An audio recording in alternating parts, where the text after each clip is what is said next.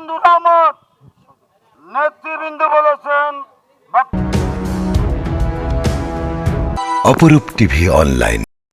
মহান ১৬ই ডিসেম্বর বিজয় দিবস উপলক্ষে পাহাড়তলী থানা শ্রমিক দল শ্রদ্ধা নিবেদন করি।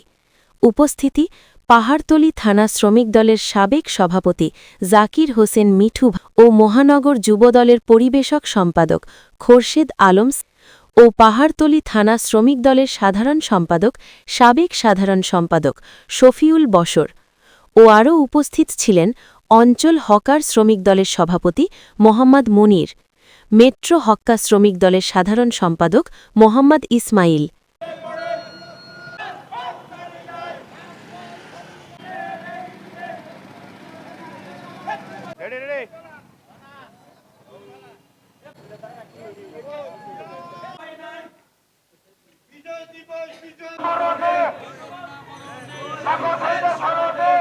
প্রিয় বন্ধুরা আমার নেতৃবৃন্দ বলেছেন জাতীয়তাবাদী যুবদল চট্টগ্রাম মহানগর।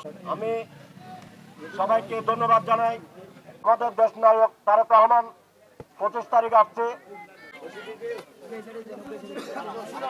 বিসমিল্লাহির রহমানির রহিম। 1971 সালে এই দেশের বহুদলীয় গণতন্ত্রের প্রবক্তা, স্বাধীনতার ঘোষক শহীদ রাষ্ট্রপতি মেজর জিয়াউর রহমানের নেতৃত্বে তৎকালীন 30 লক্ষ শহীদের রক্তের বিনিময় মুক্তিযুদ্ধে এই দেশ স্বাধীন করেছিল। প্রিয় বন্ধুরা, আজকে 54 বছর পর এই অর্জিত স্বাধীন মুক্তির বাংলা, কিন্তু আমরা বলবো আজকের এই স্বাধীনতার 54 বছর পরে এসে আমাদেরকে এখনো স্বাধীনতা করতে হয়। আমরা এই 71 সালে যেসব শহীদ হয়েছে বা যারা পঙ্গু হয়েছে তাদের প্রতি আমরা সহানুভূতি জানাই, তাদের পরিবারের প্রতি সহানুভূতি জানাই। পাশাপাশি জুলাই আগস্টে যারা শহীদ হয়েছে, যেসব শহীদরা, তাদের প্রতি আমরা সহানুভূতি পোষণ করছি। আমরা আমাদের বেগম খালেদা জিয়া ম্যাডাম অসুস্থ, ওই কারণে আমাদের এই স্বাধীনতা দিবসের অনুষ্ঠান ছোট বড় সরে আমরা